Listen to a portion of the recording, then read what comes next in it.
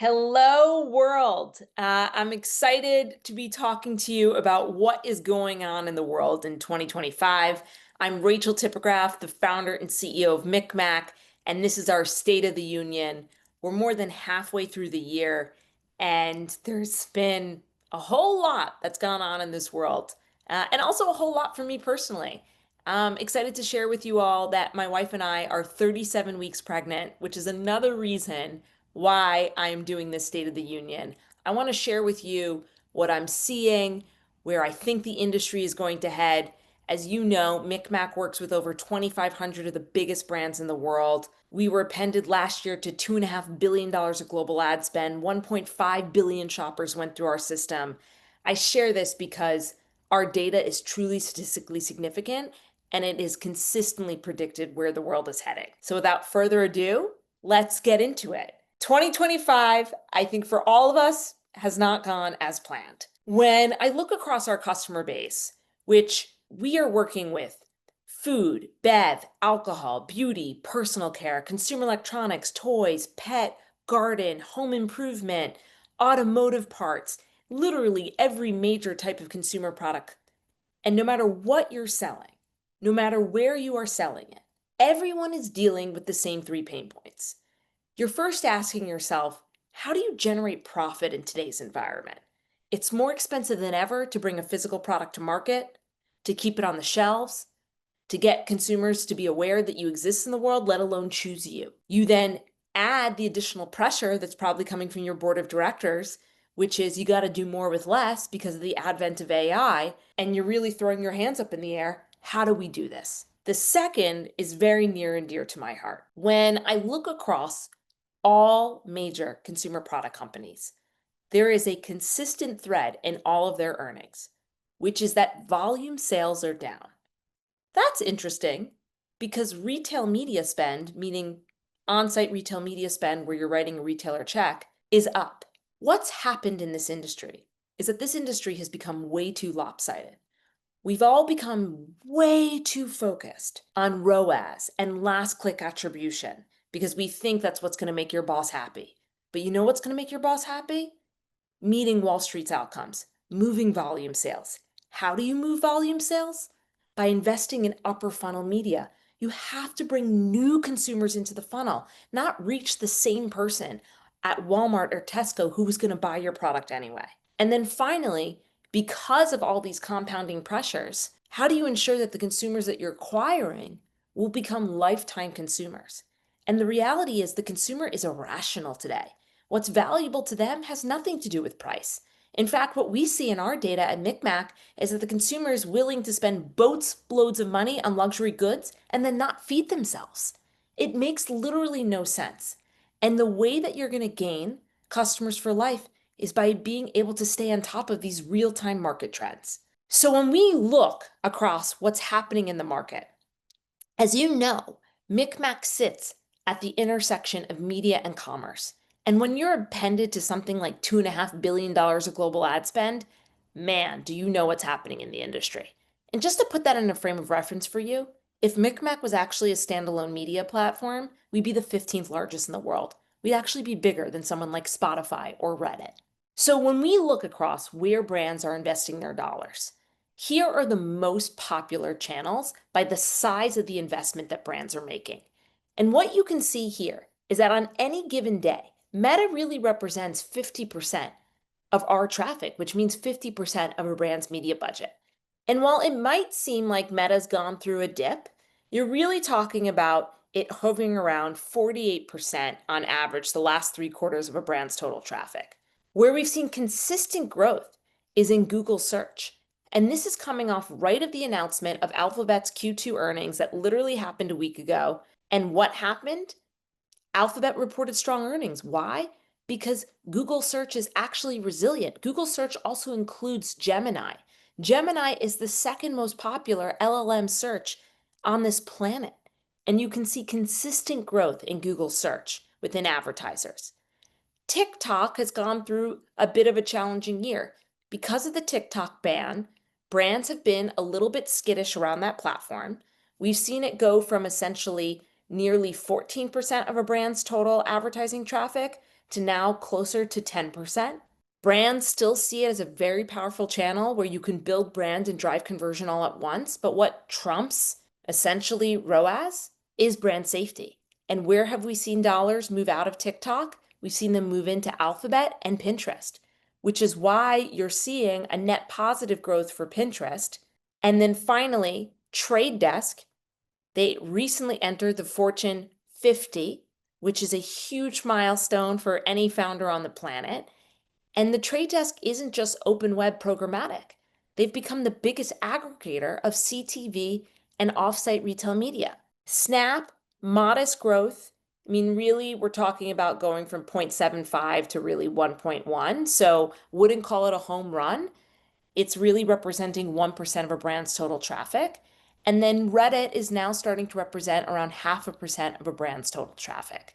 And as we're all aware, one of the things that the LLMs is scraping for is Reddit. So if you're not thinking about this channel, you need to start thinking about this channel, not just because consumers are there, because also it's how generative search results are appearing within these LLMs. The EU, on the other hand, it's been way more stable. You can see there's been like percentage basis points, but nothing like the US where you might see like 4 percentage points change. By and large, when you look at EU, media plans are essentially a third Meta, a quarter Google, which is Google search here, and then 20% TikTok. That really represents nearly 80% of a brand's total media investment. When we take a further step back and we look at brands globally, where are brands investing their advertising dollars? The majority is going to paid social, followed by paid video. That's online video, streaming video, and CTV, followed by display, which is essentially open web programmatic, and then search. That is what a brand's media plan looks like today. And it's really analogous of where consumers are spending their time. Now, I told you earlier, consumers are irrational these days. They'll spend boatloads of money on premium and then nothing on food. Now, with all of the headlines around tariffs, you can read the headlines and you can certainly get scared. But what I'm telling you is don't read the headlines, read your real-time data. And when we look at MikMak's real-time data, it's pretty clear. Consumers are willing to shop. Liberation Day was April 2nd, the first week of April. That's when President Trump announced all of these pending tariffs, which of course have gone back and forth now over the last few months. But when we just look at the first week of every month, so April, May, June, July, what you can see is that conversion rates have essentially hovered anywhere between 7.9% and 9.9% across our entire global customer base. And so what you can see is that after the announcements in April, we did see a dip in May to 7.9. But now in July, it's come back. We're at nearly 10% conversion rates. The consumer is willing to spend. This is not the time to pull back. If you pull back, you will lose market share. This is the time to gain market share. And then where are consumers buying their products? Well, no matter where you are in the world, something has continued. Big box retailers are winning. The consumer is looking to go to a single retailer to buy their beauty, their consumer electronics, their grocery, their alcohol. Specialty retail continues to suffer. So, of course, in the US, you can see Walmart is that juggernaut. And then when we look globally, you can start to put in someone like Superdrug and Boots and DM in Germany, but all of these are major big box players. And then, of course, we can't talk about 2025 without talking about AI. I've been in this industry for pretty much 20 years. My entire life, I've only done one thing. I sat at the intersection of media and commerce. And I've never seen change like this move so quickly before. The amount of change that we're experiencing in the ecosystem in 2025, I relate that to social between the years of 2007 and 2019. So we are experiencing 12 years of change now compressed into essentially 7 or 8 months. There's been 2 major announcements that I truly believe will fundamentally reshape commerce and marketing as we know it. One was in Zuckerberg's Q1 earnings. He came out with a very bold statement, which is that he believes by the end of 2026, that the majority of human intervention will be removed from advertising, that essentially bots, aka agents, will be doing the majority of work when it comes to advertising. That really has scared marketers because, of course, it puts into question job security. The second major trend that's happening is the consumer beginning to move to an environment like ChatGPT for product discovery. And then the latest announcement is potentially also conversion as well. Now, do I think that human intervention and human in commerce and marketing as we know it is going to go to zero? No, I don't. But do I think that there are certain parts of our everyday life in commerce and marketing that are going to become autonomous? Absolutely. And so let's dive a little into what we're seeing. So the first is when we look at MikMak's real-time data, we are seeing consumers begin to shift to generative search. When we just isolate ChatGPT as a traffic source in our data, we've seen a 250% increase in referral traffic from ChatGPT over the last 6 months. The only way MikMak sees this referral source is if our customers, meaning the brand advertisers, the brand manufacturers, appear in these generative search results. So if you ask a question like, what Japanese whiskey should I pair with my barbecue tonight? And then a MikMak customer appears, that's how we're seeing that referral source traffic. So a 250% increase in the last 6 months absolutely shows that the consumer is beginning to move into this environment. When it comes to how AI is going to disrupt commerce and marketing as we know it, I want to take a step back and go higher level. And listen, I'm going to make some generalizations just for the purpose of conversation today.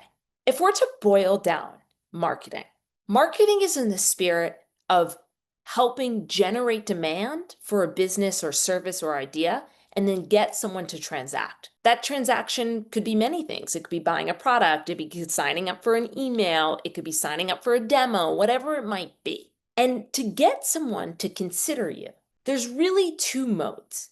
There's discovery, meaning you're out in the world and you weren't necessarily looking for this business or service.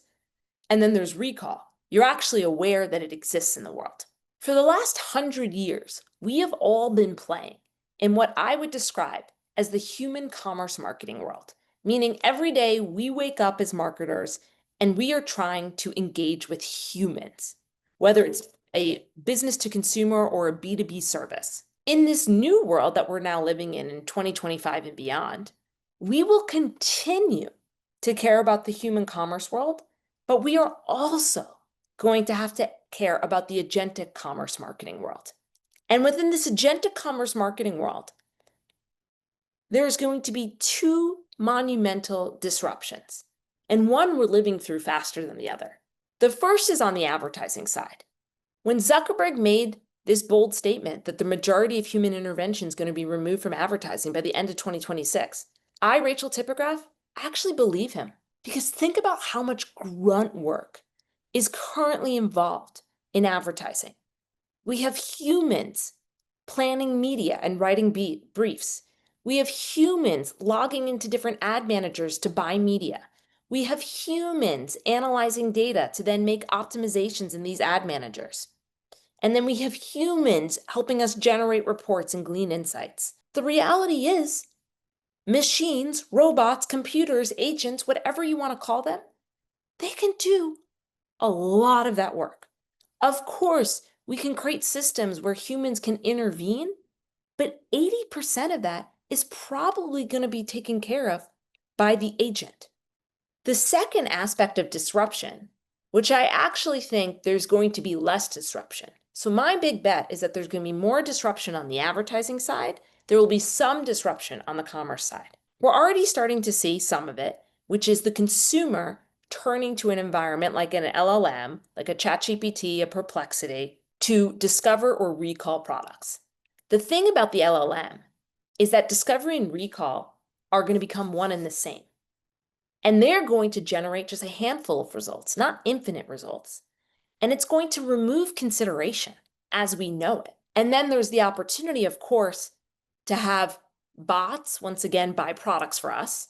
I, Rachel Tipograph, have a bet. And my bet is that we'll see more disruption in commerce around the discovery side and the recall side, and a little bit on the purchase side. We're already seeing it, right? This behavior has existed. You can go to an environment like Amazon and have your vitamins subscribe and save and auto buy for you.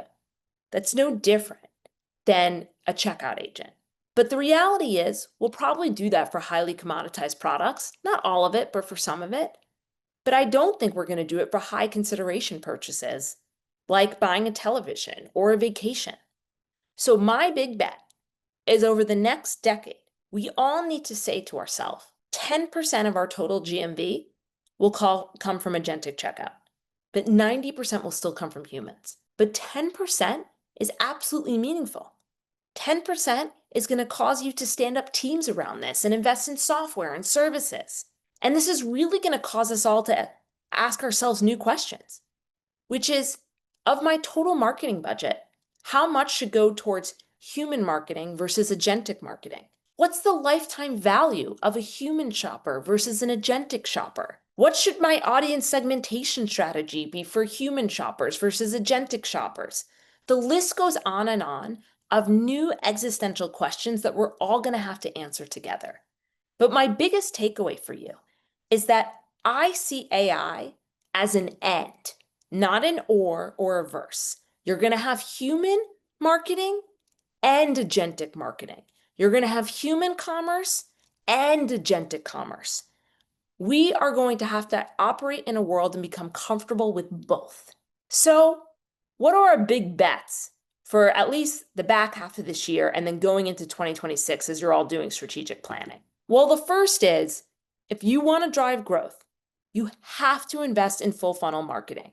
If your marketing budget has become overly lopsided towards lower funnel marketing, retail media, you got to take a step back. I truly believe, and I've seen this across most customers, that if you want to drive volume sales, you need 70% of that budget go into upper funnel marketing and no more than 30% go into lower funnel. Upper funnel is how you bring new consumers into the fold. Lower funnel is allowing you to drive competitive conversion, but you got to watch out and make sure that you're not cannibalizing your organic sales opportunity. Who does this really well? You should all go check out Church & Dwight. Church & Dwight is beating the market for a reason. It's beating the market in terms of growth, and it's trading at a premium when it comes to Wall Street.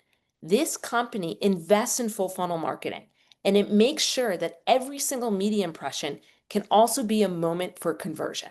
Prediction number 2, we are living in hyper volatile times, politically, from a business standpoint, from a media landscape, from a cultural standpoint. And the way to win is you got to have real-time data at your fingertips to make real-time optimizations. You cannot just set it and forget it. You're seeing this every single day in the news. If you don't have real-time data at your fingertips to understand when TikTok is going dark on January 19th, or how consumers are boycotting Target on February 28th, you are going to be at a complete loss. You got to be able to move your dollars in real time. A company that's doing this phenomenally well is BIC. This is a case study from BIC in the UK, where they made real-time optimizations and were able to increase their return on ad spend by 12%. And then, of course, prediction number 3, you knew this was coming, which is that AI is going to fundamentally reshape the world as we know it. It's not going to eat the world, it's going to reshape the world. And we have now entered a new era of commerce and brand growth. And the billion-dollar brands that are going to be built in 2025 and beyond will continue to be built on top of real-time commerce intelligence, which at MikMak we identify as media data, meaning the places where consumers spend time, layered with commerce data, SKU level inventory, basket level sales data, and then you enhance that with psychographic and demographic data, context. But to win in today's environment, you're going to need to take all of those real-time signals and then operationalize it across the stack. And that's where agentic orchestration comes in. And that's how the billion-dollar brands will be built. And of course, we at MikMak are here to help you do that. Now, when it comes to winning in generative search, which I'm sure is all on your minds, we have been studying this at MikMak across our 2,500 customers. The first thing that the LLM scrape for is brand relevance. So if you're a big brand with a rich history and you've been investing in your brand for the last 100 years, you're in a great position. You're on the offense. But for emerging brands or small businesses, like, it's going to be tougher times because the first thing that it searches for is brand relevance. The second thing that it searches for is product availability. Where are these products available? In stock, out of stock, price, rating reviews, shipping time. So if you don't have that data brought to all of your consumer touch points that the LLMs can scrape, like your websites or social or Reddit, you're also going to be at a disadvantage. So obviously when I started MikMak 11 years ago, I didn't know that that's what the LLM's going to be scraping for, but here I am today with that data that we're providing to 2,500 brands. We are the universal product availability. Those are the two things you really have to focus on to ensure that you're appearing within these LLMs. So to wrap it up all with a bow, you got to be platform agnostic. You need to invest in full funnel marketing, and you have to put yourself in a position to own your data to operationalize it across the stack. I'm wishing you the best of luck in the second half of 2025 and going into 2026. I will be going on parent leave for a few weeks, but you got the entire MikMak team here to help you. If you ever need anyone's help, all you got to do is email ola@mikmak.com. And if you want to keep engaging with us on this journey, go check out my podcast, Brave Commerce, that Adweek distributes. Go to our website to check out more thought leadership. And we will be going to events this fall around the world: Grocery Shop, Digital Shelf Summit, Data and Analytics Summit, Digital Grocery Summit. We hope to see you there. Thank you.